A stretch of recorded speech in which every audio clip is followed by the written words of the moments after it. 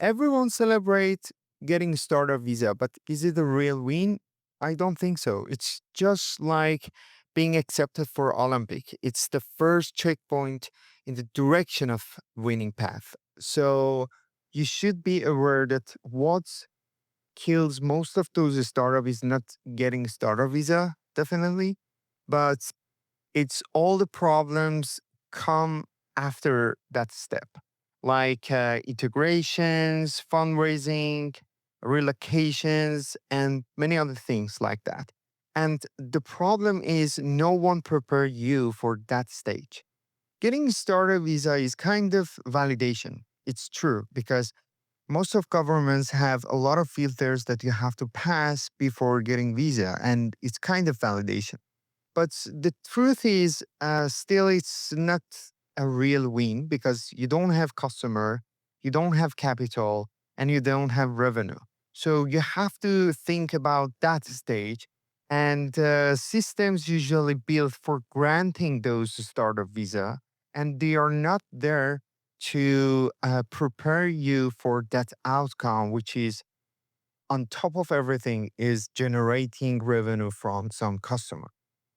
More or less, there are five different killers after landing. The first one is wrong assumption that usually those immigrant founders has about startup visa because most of times they look at it as startup program with a very neat startup onboarding after getting startup visa.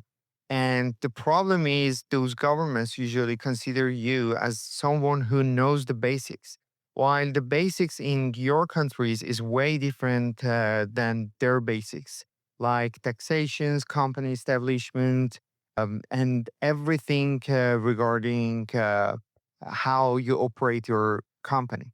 The second thing is startup founder isolations because in the context they came from, usually they have a very good knowledge about events, about everything, and along with that they have a lot of social communications with people like them, and on top of all, definitely their friends and family, and they don't have that feeling in their countries. The third thing is the network, because as soon as they arrive, usually they don't have a big network in that country. Maximum a couple of person they knows, probably from their country, and that's all. And all of us knows how long could be to grow your network because finding trust in real bones is not very easy, and it takes a lot of time to create those kind of network.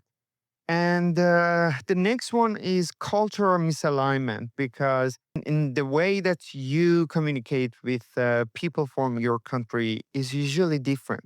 For example, people from Middle East, usually they consider many things as a wrong behavior. Look at it in European context because they came from a culture that's usually call to each other whenever they want.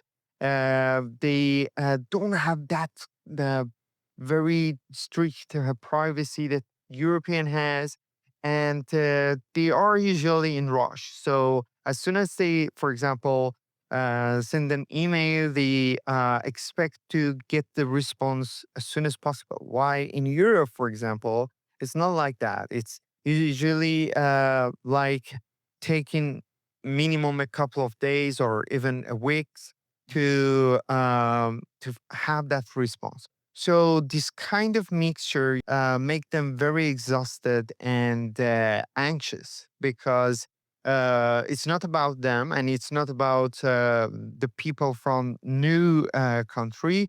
It's just about culture differences, and they have to learn and understand.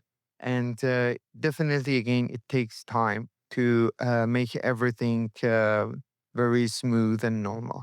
And last but not least is legal and tax complexity in new country, because people from that country, they know how taxation system works, how company establishment works, and everything.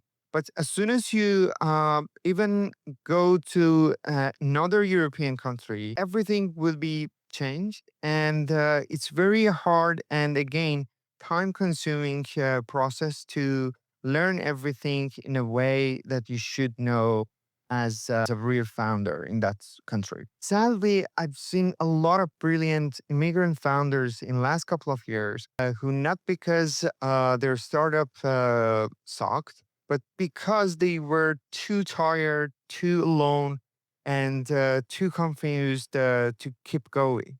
So it is a real issue. So there is a big contrast between what those immigrant founders expect and what they really get. And getting that startup visa is not something that can consider as big achievement, because real impact means customer, means capital, means revenue. So I really suggest don't be very happy as soon as you arrive, because rest of the things are pure noise. You just need to focus on customer revenue and capital, and that's all. So, how to avoid those traps and how to survive those hard parts? The first thing that I can say to you is to try to build around doing actions, not building around the axis. And what it means, if I want to dive into details, try to learn everything related to your future operations, from taxations to company establishment to IP registration, payroll systems, everything you need to know as basics before arriving. The second thing is to try to have a very concrete first 90 days plan with OKR. So, I mean, objective and key results.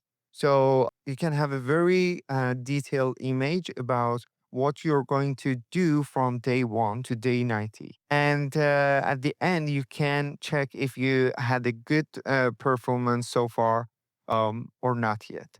Another thing is to, even before, for example, in Netherlands, you need to create a very good LinkedIn profiles and try to grow your networks in Netherlands before even moving to Netherlands, for example. It doesn't mean necessarily it's just for Netherlands. I mean, for every country, it was just an example. But try to know more and more and more, even with writing down articles about that context and that subject.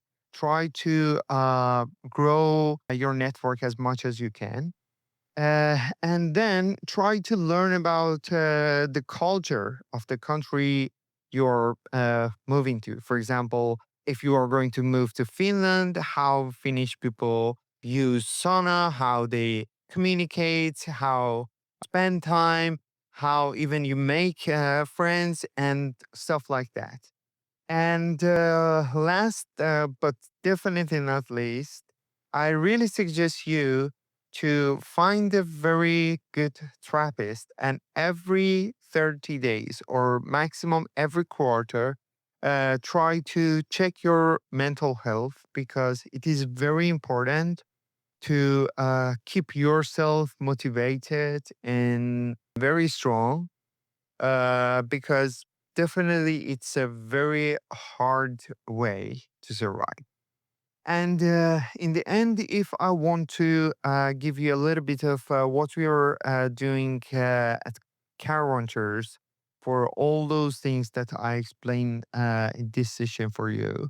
First of all, we're trying to make you fully prepared with a very clear onboarding for everything you need to know before moving to the new country.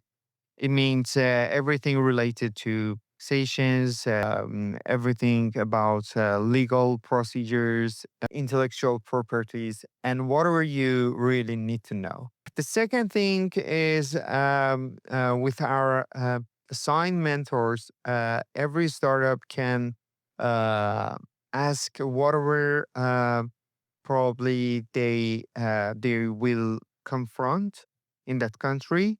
Everything related to general or very specific things they need to know. And along with that, we try to connect you with our networks and help you to grow your network in those countries you're going to move. And we try to, along with everything, as emotional and peer support, connect you with people like you and try to have a very close and friendly of founders. And you can also communicate with those people who are very similar to you. Most programs hand you a visa and wave goodbye, but we will stay and help and support you to build. So, if you're in a startup founder who has a very good idea and you don't know how to start, or you are a talent who want to join another startup as co-founder, please apply for our programs and fill the forms. And we will be more than happy to help you achieve what you deserve.